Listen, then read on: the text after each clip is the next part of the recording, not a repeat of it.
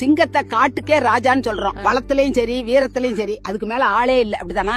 ஆனா அதே சிங்கம் ஒரு மானை துரத்தும் போது பல நேரம் மான் தான் ஜெயிச்சு தப்பிக்குமா? யோசிச்சு பாருப்பா. சிங்கம் தானே ஜெயிக்கணும். இந்த உண்மையத்தான் தெரிஞ்சுக்காம இருக்கும். சிங்கம் ஓடுது, ஆனா எதுக்காக ஓடுது? ஒருவேளை சாப்பாட்டுக்காக மட்டும்தான் ஓடுது. அதுக்கு அது சாதாரண தேவை. ஒருவேளை கிடைக்கலன்னா அடுத்த மானை பாத்துக்கலான்னு போயிட்டே இருக்கும். மானோட ஓட்டம் உயிருக்காக. அது நின்னா அங்க ஆட்டம் முடிஞ்சு போச்சு. இப்ப நீயே சொல்லு, உன் வாழ்க்கையில நீ சிங்கமா ஓடிட்டு இருக்கிறியா இல்ல மானா ஓடிட்டு இருக்கிறியா? நல்ல வேலை வேணும், சம்பளம் வரணும்.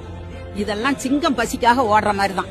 கொஞ்ச தூரம் ஓடுவ, அப்புறம் அப்படியே கண்டிப்பா நின்னுடுவேன். ஆனா இது என் வாழ்க்கை, கனவு, அடையாளம். இது இல்ல, நான் வாழ்றதுக்கே அர்த்தமே இல்ல. இப்படி நோக்கத்துக்காக ஓடுனா அதுதான் மானோட ஓட்டம். உனக்கு சோர்வோ வலியோ தெரியாது. உன் கண்ணுக்கு முன்னாடி இருக்கிற அந்த இலக்கு மட்டும்தான் தெரியும். நல்லா ஞாபகம் வச்சுக்கோ. தேவைக்காக ஓடுறவங்களை விட நோக்கத்துக்காக ஓடுறவங்க தான் வாழ்க்கையில எப்பவுமே வேகமா ஓடுவாங்க. அதனால உன் நோக்கம் என்னன்னு முடிவு பண்ணு. நீ ஜெயிக்கிறதும் தோக்குறதும் நீ எவ்வளவு பலமா ஓடுறங்கிறதுல இல்ல, நீ எதுக்காக ஓடுறங்கிறதுல தான் இருக்கு.